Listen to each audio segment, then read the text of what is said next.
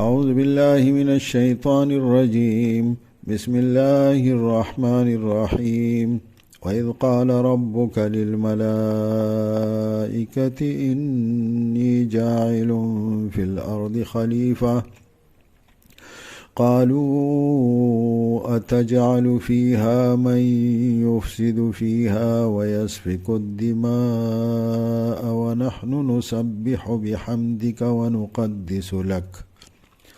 قال إني أعلم ما لا تعلمون.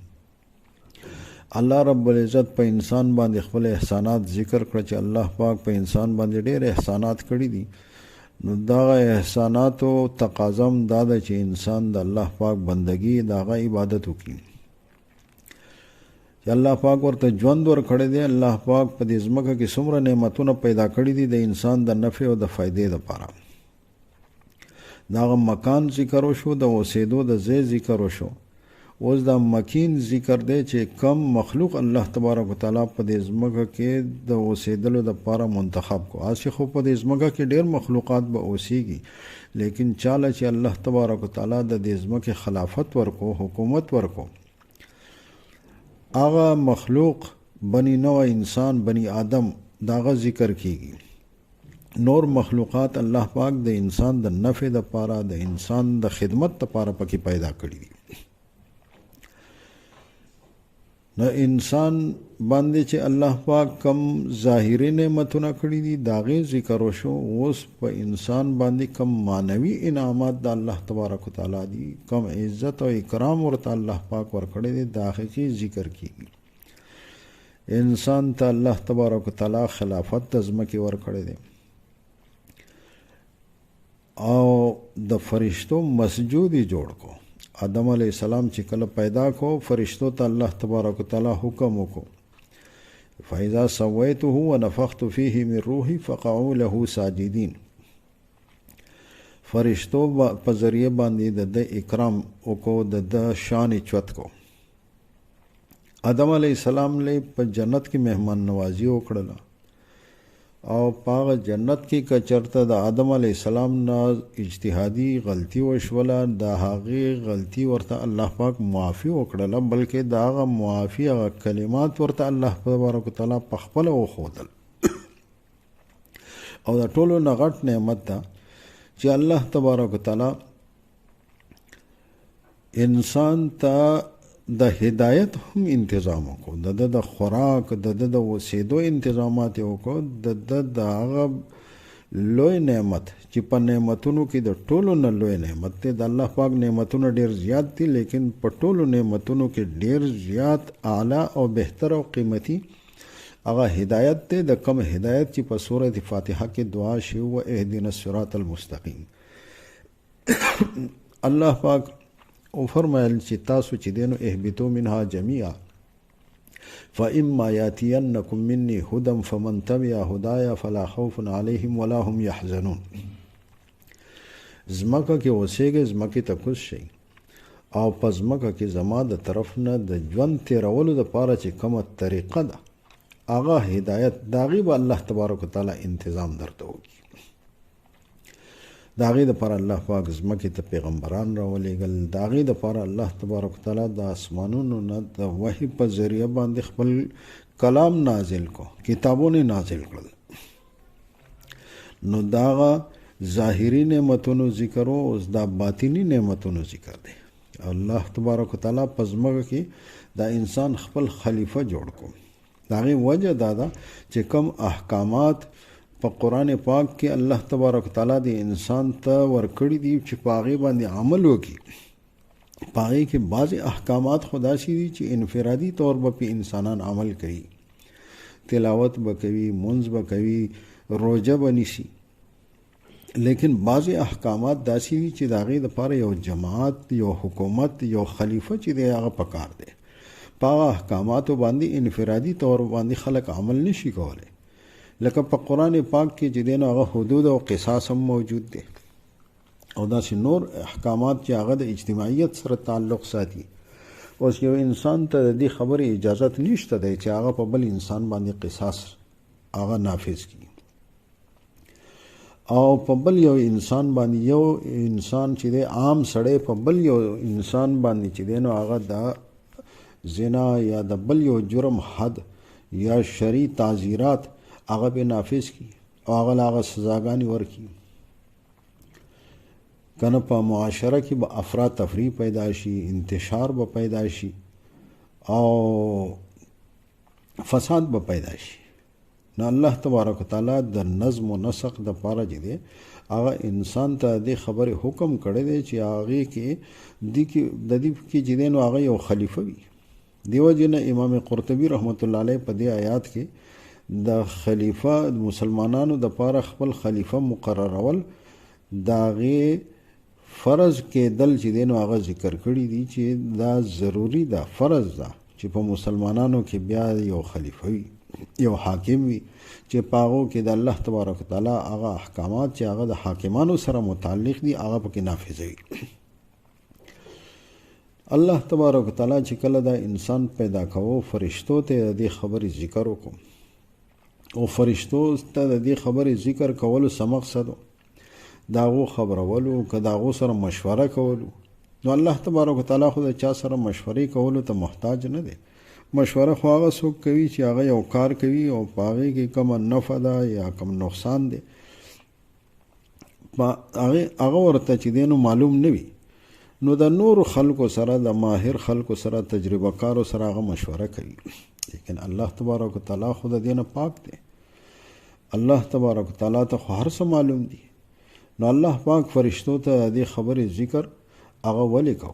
اسی خو انداز چې دی نو داسې معلومیږي لکه د مشورې نو دا د بندگانو د تعلیم دپاره چې الله پاک چې دی نو هغه فرشتو ته د پیدا کولو نه مخکې فرشتو ته دا خبره وکړله لکه رسول الله صلی الله علیه وسلم هغه به د خپل صحابو سره مشوره کوله بلکې الله تبارک وتعالی ورته حکم کړی چې د صحابو سره مشوره کوه وشاورهم فی الامر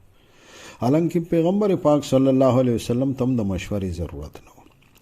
ځکه چې براه راست د الله پاک سره داغه تعلق په کم یو کار کول دي کم نه دي کول کم د فائدې دي کم د نقصان دي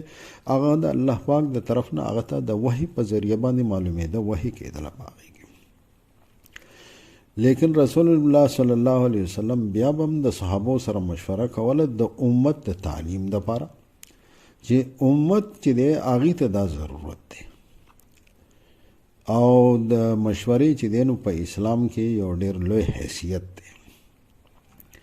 الله تبارک وتعالی فرشتو ته دا خبره وکړله چې د هغو پکې چې دی نو څه رایه ده اوس د هغو هغه رایې اخیستل د هغو نه تپوس کول هغو ته د دې خبر ورکول او فرشتې پکې بیا خپله چې دی نو هغه رایه پیش کوي په دې کې بیا ډیر حکمتونه او مصلحتونه و چې د هغې مخې ته راوستل هغه مقصود نو الله پاک فرشتو ته وویل انی جاعل فی الارض خلیفه چې زه په ځمکه کې خپل یو خلیفه جوړوم دا خلیفه ورته ځکه وایي چې دا خلیفه معنی نایب وي یعنی دا چې کوم خلیفه په دې ځمکه کې جوړ شي هغه به یو بادشاه نه وي چې هغه به په خپله مرضۍ باندې لکه بادشاهان چاله چې دی نو هغه که څوک یې خوښ وي هغه ته معافي وکړي او که چا سره چې دی نو هغه دشمني او بغض وي هغه ته سخته سزا ورکړي نو خلیفه ته دا اختیارات حاصل نه وي چې کوم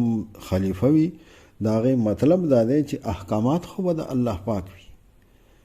فیصلې چې دی هغه خو به د الله تبارک وتعالی د طرف نه وي چې کوم په قرآن کې دی خلیفه به صرف د هغې نافذولو والا وي هغه په خپله مرضي باندې خلکو له چې دی د خلکو فیصلې نشي کولی او په خپله مرضي باندې چې دی نو هغه د چا سره په هغې کې نرمي هم نشي کولی او په خپله مرضي باندې چې د چا سره دشمني وي څوک ترې لرې وي د هغه سره په هغې کې سختي هم نشي کولی هو به هو چې کم الله تبارک وتعالی حکم دی هغه حکم نافذولی شي نو الله تبارک وتعالی فرشتو ته دې خبرې ذکر وفرمایو چې انی جاعل فی الارض خلیفه زه په ځمکه کې خپل خلیفه پیدا کوم فرشتو وی چې اتجعل فيها من يفسد فيها ويسفك الدماء ونحن نسبح بحمدك ونقدس لك. چې الله ته چې دینو په دې ځمکه کې داسې څوک خلیفه جوړوي، انسان خلیفه جوړوي چې هغه په ځمکه کې فساد کوي، په ځمکه کې به خونریزي کوي او وینې به تویوي. فرشتو ته خدا پته وه چې فساد کول او د چا وینه تویول، خونریزي کول، دا الله تبارک وتعالی ته انتهایی مبغوض دي، دا الله پاک ډیر ناپسندیده دي او الله پاک دا خوښ نه دي چې په ځمکه کې فساد وشي، په ځمکه کې وینې توی شي. نو څنګه داسې یو مخلوق هغه ته د ځمکې اختیارات حواله کوي، د ځمکه کې اوسېدلو دپاره داسې یو مخلوق منتخب کوي چې هغه به دا کارونه کوي. یعنی د یو عام انسان په ذهن کې هم دا راځي چې هغه کله د دې د حکمتونو نه واقف نه وي، نو د هغه په ذهن کې هم دا راځي چې په دې ځمکه کې چې دی هغه مکمل طور باندې چې دی نو هغه بس نیکي وي او محبت وي او څه قسم په دې کې چې دی نو هغه غلطیانې، ګناهونه، فساد هغه نه وي. لیکن الله پاک په دې کې داسې یو مخلوق پیدا کړو چې په هغو کې به غلطیانې وي. نو یو خو فرشتې دي چې په هغو کې چې دی نو هغه لا یعصون الله ما امرهم، چې هغو کې د خیر ماده چې دی نو هغه مکمل د خیر ماده ده، شر ماده پکې سره شته دی نه. هغه هم الله پاک په دې ځمکه کې د اوسېدو دپاره منتخب نه کړل. یو جنات دي په هغو کې د شر ماده زیاته ده، هغه هم د خیر ماده پکې ډېره کمه ده. هغه هم الله تبارک وتعالی د دې ځمکې کې د اوسېدلو دپاره منتخب نه کړل. انسان چې په هغه کې د خیر ماده چې دی هغه غالبه ده او د شر ماده چې دی هغه پکې هم شته دی، غلطیانې هم کیږي. معصوم صرف پیغمبران وي، کل بنی آدم خطاون، هر یو انسان د هغه نه چې دی نو هغه غلطیانې هم کیږي. بلکې یو صحیح حدیث کې راځي، الله تبارک وتعالی حدیث قدسی دی که چېرې په دې ځمکه کې چې دی نو هغه انسانان هغه بالکل ګناه نه کوي، الله تبارک وتعالی به دا انسانان چې دی نو هغه ختم کړي او داسې یو مخلوق به چې دی نو په ځمکه کې پیدا کړي چې هغه به ګناهونه هم کوي یا به غلطیان هم کوي. نو داسې مخلوق چې دی انسان چې په هغه کې د خیر ماده هم ډېره ده او د شر ماده پکې هم شته. ولې په هغې کې څه حکمت لکه څنګه په حدیث کې ویلي دي چې الله تبارک وتعالی د خپلو هغه صفاتو مظهر جوړول چې انسان چې دی کله غلطي هم وکړي لیکن هغه داسې متمرد هم نه وي، په هغه کې چې دی نو هغه خیر غالب وي، هغه بیا په د خپلې غلطي احساس ورسره کېږي، په هغې باندې ندامت او پښیماني ظاهروي. دا الله تبارک وتعالی ته ډېر پسندیده دی. په هغې باندې بیا جاړي، په هغې باندې بیا مغفرت او په هغې باندې چې دی نو هغه بخښنه غواړي.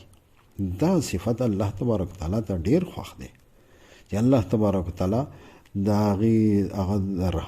رحم صفت چې دی نو د هغې مظهر جوړ شي.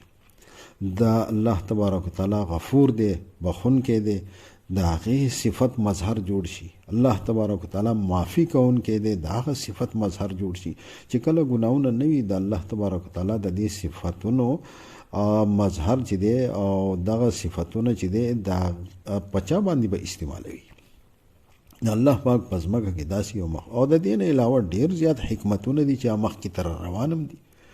نو چې کله فرشتو ته الله تبارک وتعالی د دې خبرې ذکر وکړو چې زه په ځمکه کې خپل یو خلیفه پیدا کوم، نو فرشتو داسې وویل چې یا الله ته په دې ځمکه کې هغسې مخلوق چې دی نو هغه خپل خلیفه جوړوي چې هغه به په دې ځمکه کې فساد کوي، په دې ځمکه کې به چې دی نو هغه وینې تویوي. اوس دا خبره چې د فرشتو ته د دې خبرې څه پته ولګېده چې انسان به چې دی نو په ځمکه کې فساد کوي، په ځمکه کې به خونریزي کوي. مفسرینو په دې کې چې دی مختلفې خبرې لیکلي دي،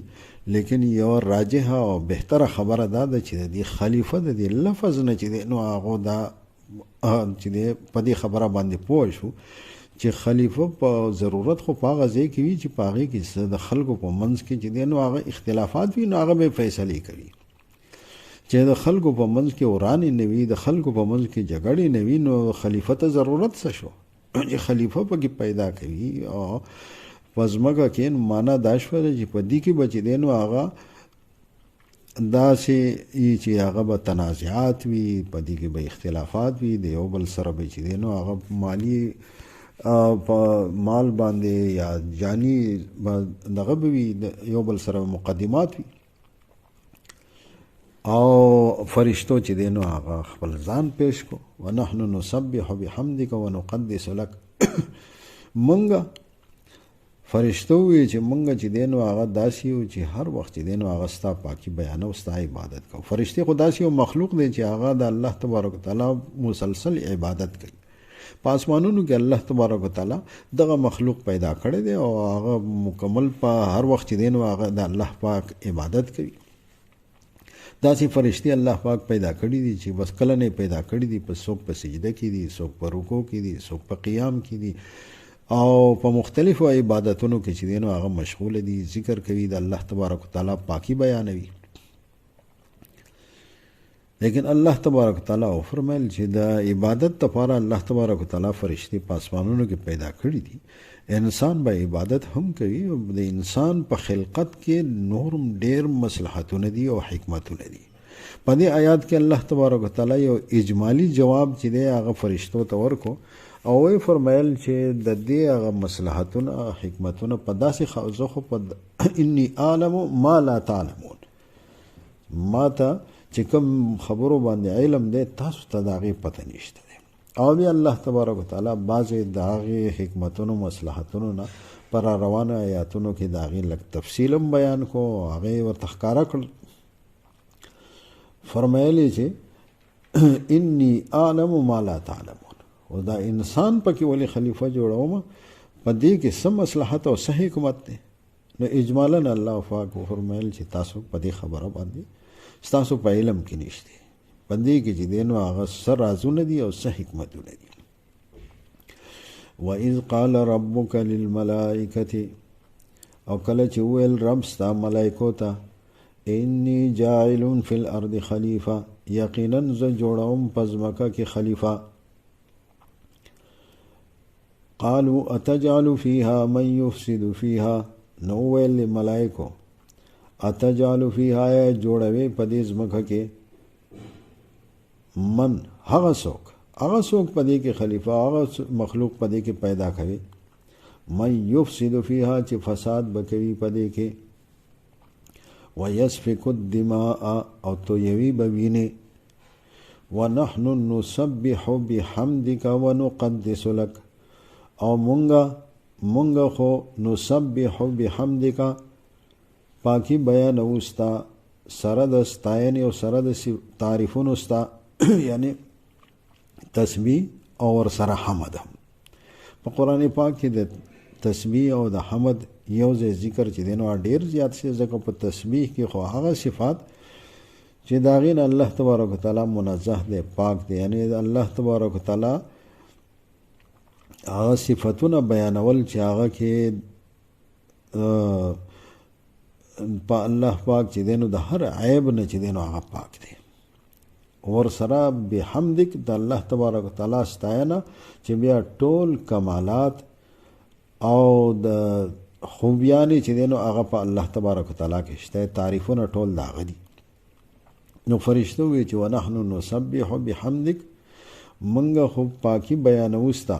پاکی وایو ستا سره د ستاینې ستا ونقدس لک او یادو پاک ذات ستا پاک ذات هغه یادو د هغې لویي او د هغې کبریایي بیانو قال انی اعلم ما لا تعلمون وویل الله تبارک وتعالی یقینا زه پوهېږم ما لا تعلمون په هغه څه باندې چې تاسو په هغې باندې نه پوهېږئ